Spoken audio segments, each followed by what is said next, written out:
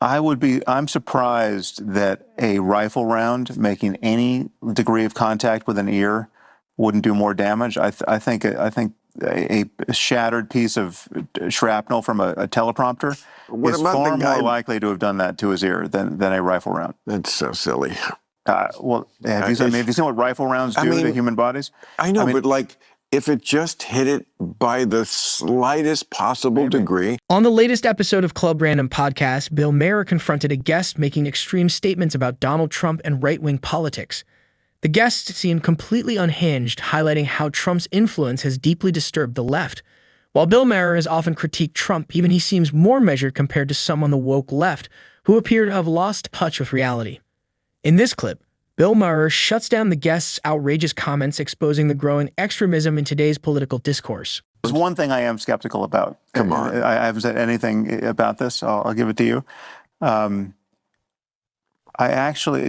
mean, this just could be based on a faulty intuition about ballistics, but I'm surprised that a rifle round making any degree of contact with an ear wouldn't do more damage. I think a shattered piece of shrapnel from a teleprompter is far more likely to have done that to his ear than a rifle round. That's so silly. Well, have you seen what rifle rounds do to human bodies? I know, but like, if it just hit it by the slightest possible degree, it just, it makes much more sense. The guy behind Well, no, but I do. No, there's no question there were rifle rounds flying. I mean, someone was killed. I'm not debating that at all. But Bill Maher had to push back against the guest making extreme statements, signaling that he was trying to keep the conversation grounded in reality.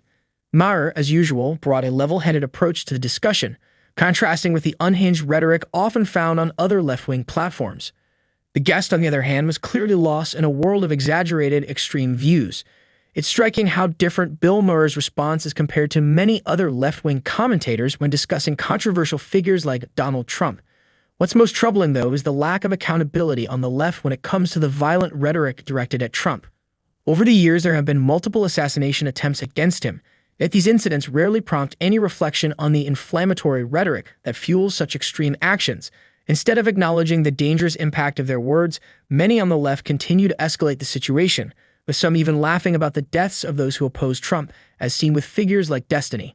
There's no moment of self-awareness or realization about the consequences of their rhetoric, and they never seem to ask, maybe we've gone too far. This lack of reflection on the part of the left is concerning, especially when considering how toxic and extreme political discourse has become.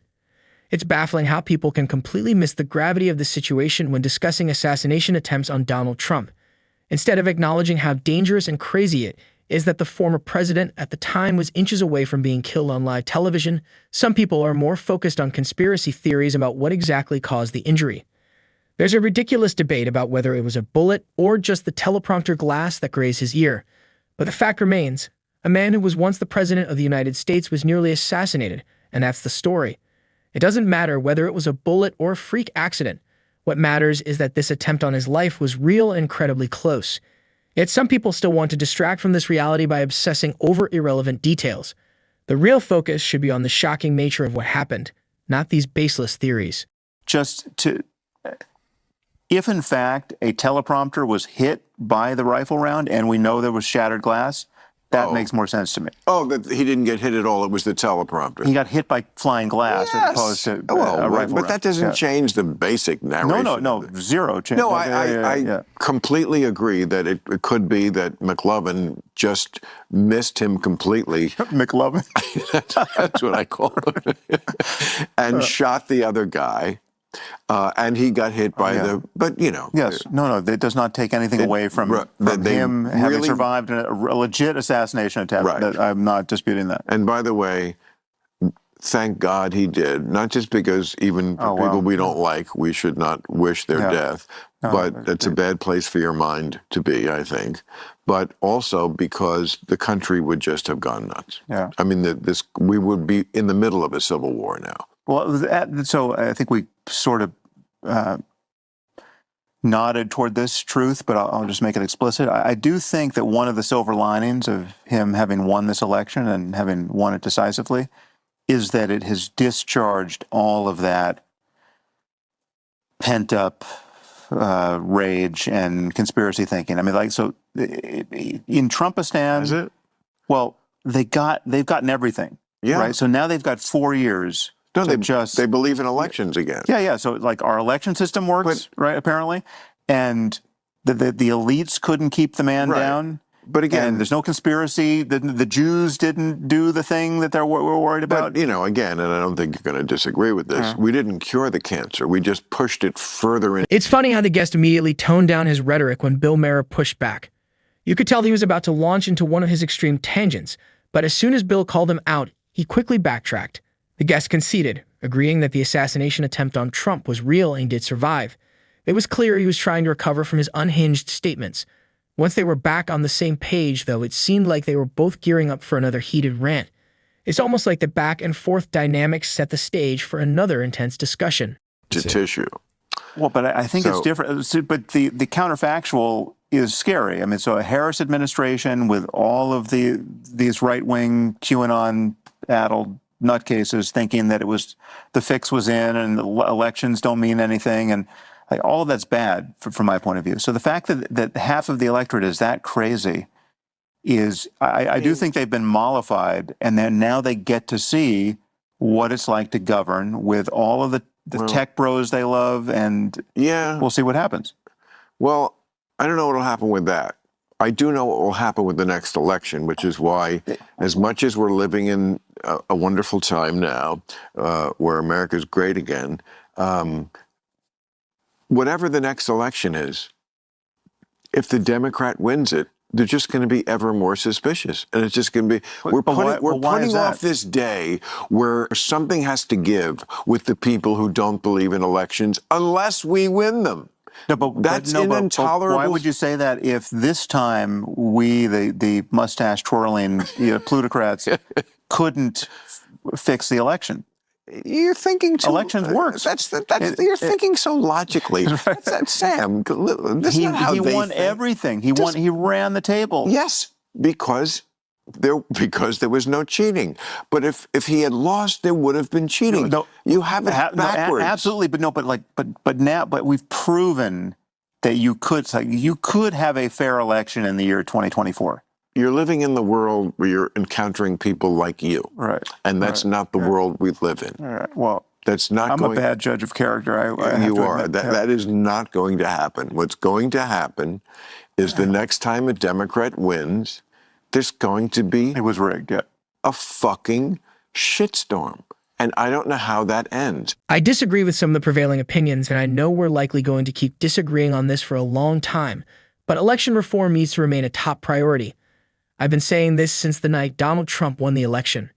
It's absolutely ridiculous that states like Florida can count all their votes within an hour of their polls closing, with 99% of the votes counted right away, while states like California, Nevada, and Arizona take weeks, sometimes 2 to 3 weeks, to count their votes. And that's just for the presidential race. When it comes to down-ballot races, it can take months for the results to be fully counted. That's unacceptable and shows a clear disparity in how elections are handled across the country. The fact that some states can tally their votes so quickly while others drag out for weeks raises serious questions about the process. It's not about who won or lost. It's about ensuring that the system is fair, transparent, and efficient for everyone. This shouldn't be happening in a nation as advanced as the United States, and we can't ignore the possibility of irregularities or issues in the system. Election reform should be a day-one priority for the government, no matter the outcome of the election. The integrity of the election process needs to be restored, and that should be a nonpartisan concern. We need accountability and action, regardless of political affiliation.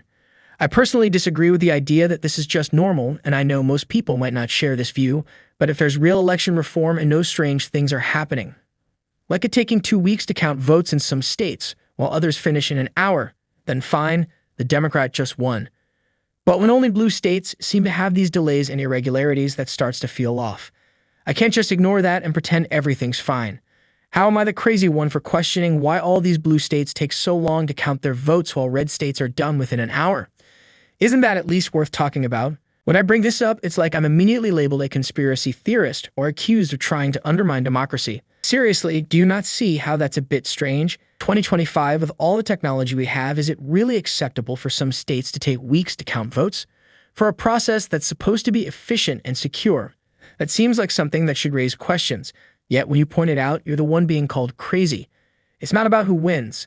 It's about ensuring the process is transparent, fair, and efficient. It's not unreasonable to ask why there's such a discrepancy between states, and that's what I find most concerning. And it depends also on who is in positions of power that are being put there now. I mean, I did an editorial once about power begets power. The more power you have, the more power you get.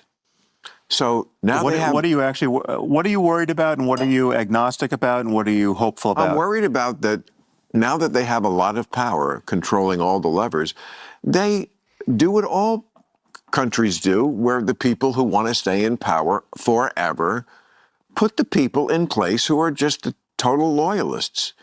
That's the courts. But are you worried that we're not going to have a valid 2028 election because he's going to run for a third term or something? It doesn't really. That's. I mean, he could, and that would be awful. I don't know. It's a very sort of Prince Charles situation, you know, like where Don Jr. is like, "Mom, would you please die, Queen Elizabeth?" So I mean, how old was Prince Charles when he finally got it? And Don Jr. is kind of be chomping at the bit. But we are heading toward that, where like North Korea and the Assad regime and many other places in the world, that they have elections, wink, wink, but really it's just the scion of the ruling family that takes over. And of course, their fans love this. So, you know, I think J.D. Vance is just a placeholder for Don Jr. I think the fact that they look alike makes it easier. They just put Don Jr. in there and they tell them it's the same guy. So you think Trumpism continues without Trump? Absolutely. I think Trump... I agree. I think Bill Maher's pushback was necessary, especially when it shook up the Republican Party and challenged the status quo. It was definitely a needed move. But what do you think about Bill Maher shutting down the woke idiot in the beginning of this clip? I mean, the guest was going a bit too far, and Bill rightly called it out. At the same time, Bill Maher still has some lingering TDS, Trump derangement syndrome, that pops up from time to time. Even though he often shuts down extreme views, sometimes he still gets caught up in anti-Trump rhetoric, which clouds his judgment. That said, Bill Maher is still Bill Maher. He doesn't shy away from calling out dangerous statements when he needs to. Let me know in the comments what you think about Bill Maher versus this woke guest, Sam Harris, in this exchange.